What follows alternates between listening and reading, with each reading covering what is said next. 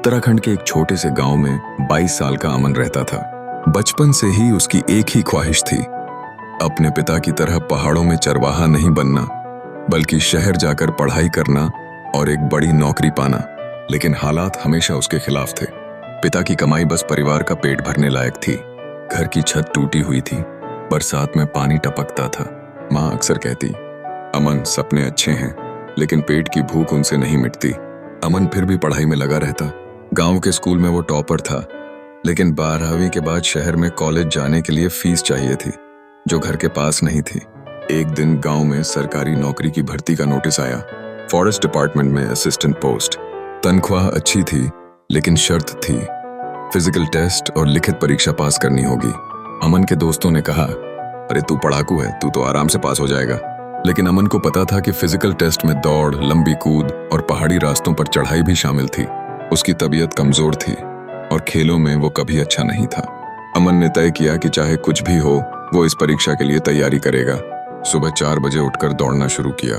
पहले दिन 8 किलोमीटर में ही सांस फूल गई, पैर दर्द से कांपने लगे, लेकिन उसने हार नहीं मानी। माँ देखती रही और एक दिन बोली, बेटा इतनी मेहनत कर रहा है, लेकिन अगर पास नहीं हुआ तो? अमन मुस्कुराया, माँ नतीजे मेरे हाथ में नहीं है, लेकिन कोशिश मेरे हाथ में है और मैं आखिरी दम तक कोशिश करूंगा। परीक्षा से 15 दिन पहले पिता पहाड़ से लकड़ी काट कर लौटते समय फिसल गए और उनका पैर टूट गया। घर का खर्च, दवाई, सबका बोझ अचानक अमन पर आ गया। वो सुबह काम करता, दोपहर में पिता की सेवा और रात में पढ़ाई। थकान से उसका शरीर टूटने लगा, लेकिन अंदर एक आग थी।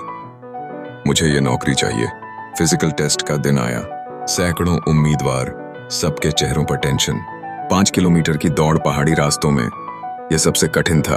शुरुआत में अमन पीछे रह गया, पैर दर्द कर रहे थे, सांस तेज हो गई। लेकिन तभी उसे माँ पिता का चेहरा याद आया, टूटी छत और गांव के बच्चे जो उससे उम्मीद लगाए बैठे थे। उसने खुद से कहा, थोड़ा और, बस थोड़ा और। आखिरी 200 मीटर में उसने पूरी ताकत झोंक दी और फिनिश लाइन पार कर ली, समय लिमिट से बस 5 सेकंड पहले।